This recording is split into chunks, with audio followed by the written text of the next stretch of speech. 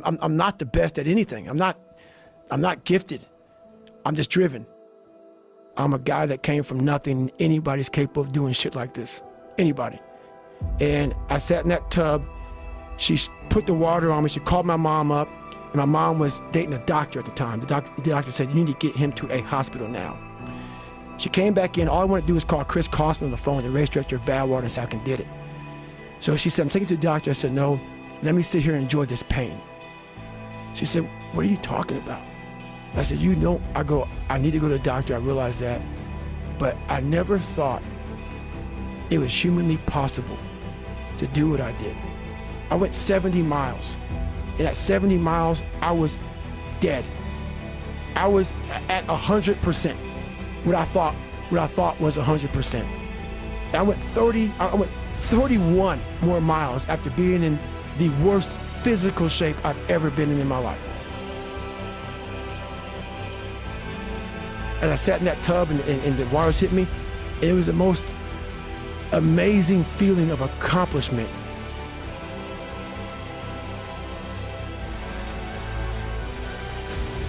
I did this. And as crazy as it sounds, it was the most amazing moment of my entire life. To overcome to come from this kid who was mentally torturing himself and was tortured, it's all to this guy now, who was able to overcome such amazing odds and obstacles. And I called Chris Costner, the race director of Badwater, and he said, the idea of a 24-hour race is to run 24 hours. You only ran 19. And he put doubt in my mind that he would let me into Badwater. 2 weeks later, roughly, December 5th, was this marathon that we all signed up for. I couldn't walk. I could not walk. I ran 100 miles before I ran a marathon. It's 10 days or 2 weeks after this 100-mile in one race I did, this marathon, December 5th in Las Vegas. That gun went off 2005, 14 days after I broke myself off, and I qualified for the Boston Marathon. I ran 3:08. Like, the gun went off and that thing came back. Like, all right, man, what if?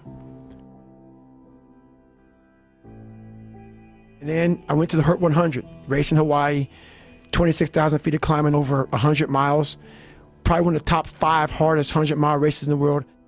Out there and got through the race. Did it in 33 hours, was the 9th place finisher, and I qualified for Badwater and got in. I went on to lose weight and train hard, and I got 5th my first year and went back my second year and got 3rd.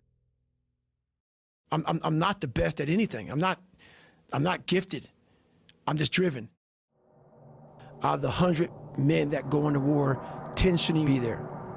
80 of them are just targets. 9 do most of the fighting. 1 is a warrior. I saw it going through training. I saw it everywhere I went. There's so many people who just show up to life. There's something about talking to a guy like you that a lot of people hope that you're going to say some magic thing that's going to click in their brain. What you're saying is that you have to do those things. You have to suffer, you have to live in it, you have to be comfortable in it, and then maybe some of that shit will help you a little bit along the way. See me now as the guy that with his shirt off, who can do 4,030 pull-ups in 17 hours, who can run 205 miles in 39 hours, who can do all this crazy shit. But what they don't understand is they don't understand the journey that it took me to get to this point. And what got me to this point was I was just the opposite of what I am today. I was that guy who ran away from absolutely everything that got in front of me. I wanted to quit so badly, but I quit everything in my life. I copied through school. I wanted to prove people wrong. And so here I am in this Air Force program, starting to get a little more confidence, but this water was kicking my ass. And 6 weeks into the program, the doctor gave me a blood test and realized I have sickle cell. So they pulled me out of training for a week. And when you go from being very uncomfortable in that water situation, and then now you're comfortable, and I'm sitting back watching the guys drown, 'cause I'm not part of the activities anymore for this week. I didn't want to get back in that damn water again. So the fear overcame me, and all my insecurities from my dad, from this small town, from everything started coming back. Me not wanting to go back in that water, the doctor called me back up. I thought I was going to get like a medical kick out of the military. So no quitting for me. They'll kick me out so I can have some pride. The doctor said, no, man, we could put you back in the training. And the sergeant said, hey, you got to start from day one because you missed, that week of training. And I broke.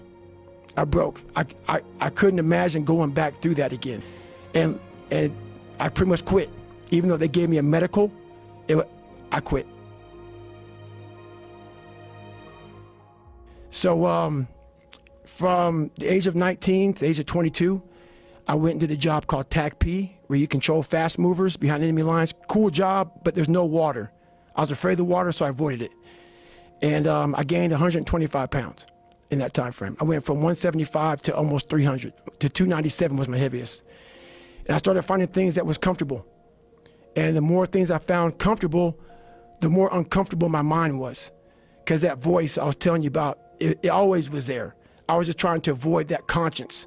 I wanted to be left alone from that conscience, and it wouldn't leave me alone. So I got out of the Air Force, and I started working for a job called Ecolab, where you spray for cockroaches at 24, and spraying at different Steak and Shakes, Red Lobster, whatever, from 11 o'clock at night to 7 o'clock in the morning. And what changed, I came home and watched this Discovery Channel show, Class 224. I came home from Steak and Shake. I sprayed it down last, get a big old large 42-ounce shake, walk across the street and get a box of mini donuts from 7-Eleven, and I would drive home for 45 minutes. This big old fat guy.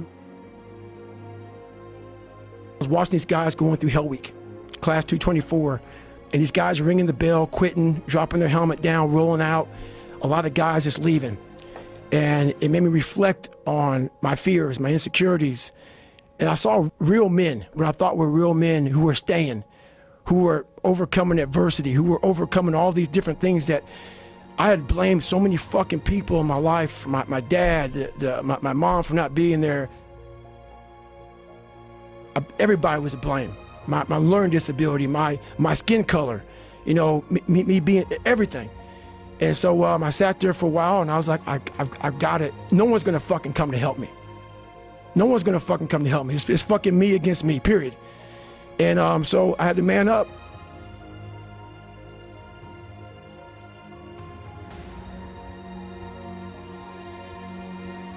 I'm exactly what people said I was gonna be. But a lot of us have these fears that you just don't want to fucking face. I have a lot of them. I had a lot of them. And that's what created the person who's in front of you today.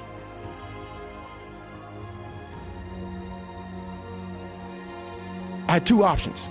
To either be that 300-pound guy who sprayed for cockroaches and made $1,000 a month, and at 24 years old, knowing when I'm 50 fucking years old, I can reflect on this and think about what guy I never became, or I can totally just sack it up and fail and fail and fail until I succeed. To get into the class I had to get into, I had to lose 106 pounds in less than 3 months.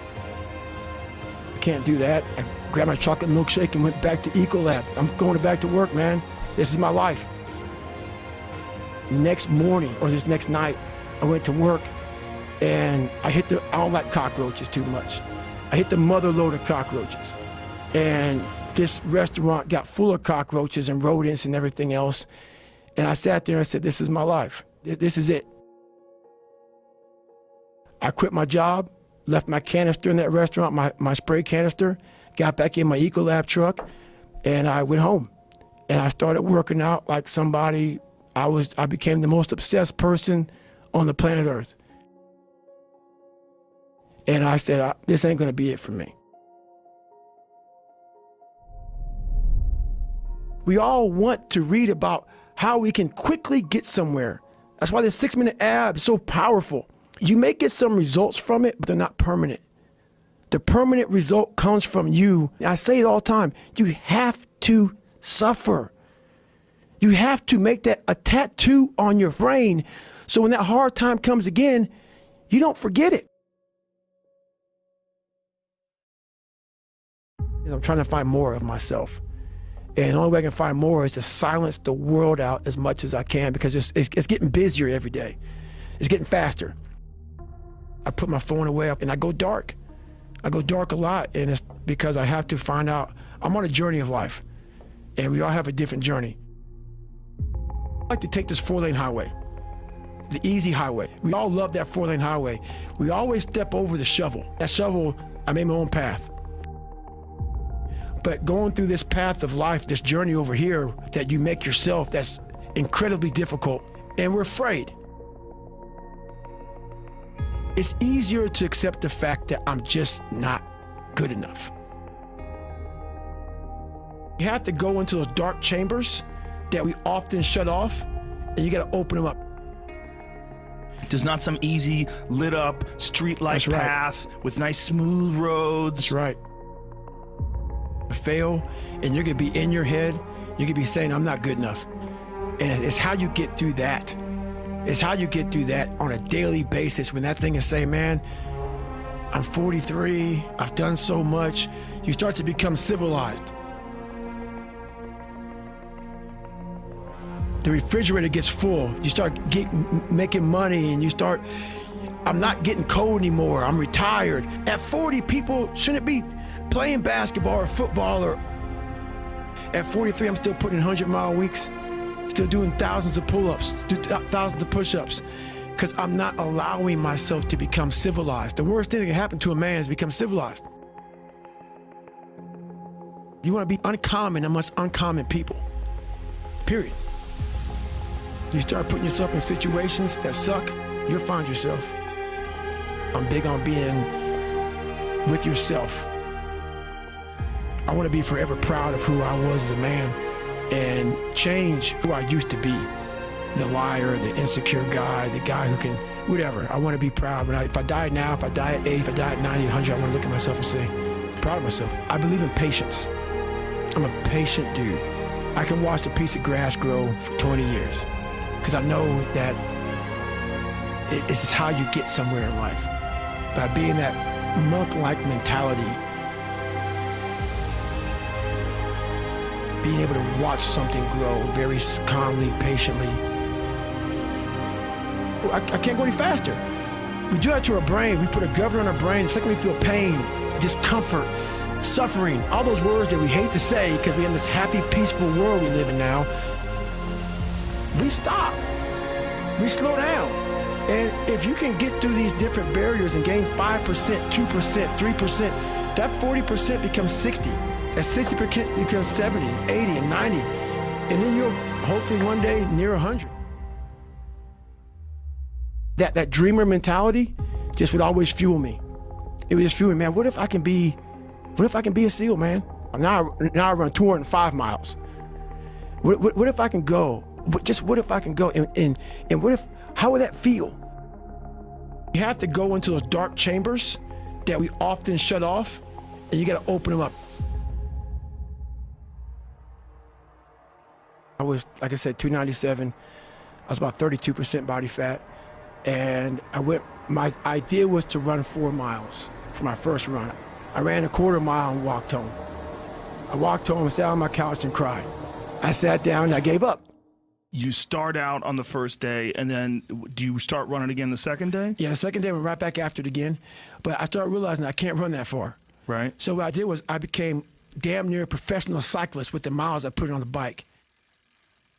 I go to the gym, and I developed this crazy workout where I was doing volume, like 200-300 reps.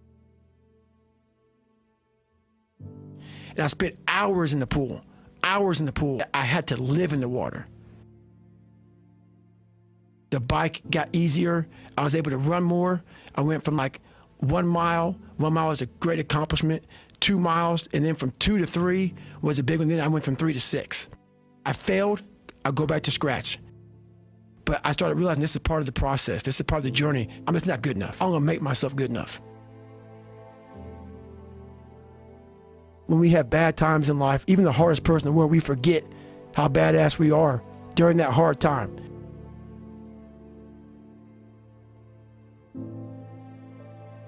I have a thing where I take a couple seconds to reflect on, hang on, man, you've been through this, you've been through that, you overcame this, overcame that.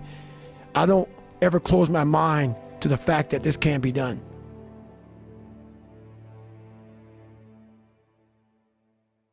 I've quit several things. I know what's on the back end of quitting.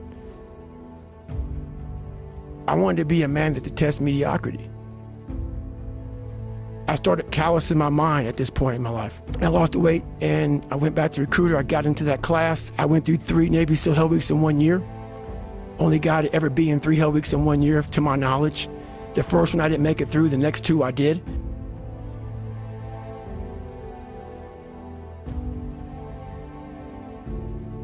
And I started opening different doors that I didn't think were even there, that I didn't think even existed. And the more doors I opened up, the more I started realizing that my potential is damn near endless. I wanted to feel something besides defeat. I wanted to just go the distance. And that going the distance pushed me to a point of where now I go way past. I didn't have a motherfucker come wake me up at 3 o'clock in the fucking morning and say, hey, you gotta get your shit in. I had no trainer. I didn't have a nutritionist. It was the self-discipline that I had to survive, to not survive, I was weak, to thrive. No one said, hey man, you're 297 pounds, man. I wanna help you out. I had to overcome, and it self-disciplines everything. And if you don't have it, I don't look at you right, because I know you're capable of more. It's not discipline so much for me. It's all on you. It's all on you. The self part is what's big. We count on people too much to get us through shit. And we look to our right, we look to our left, we're looking for help. And if you can build that self, you can build that total accountability in oneself. We live in a society where mediocrity is often rewarded.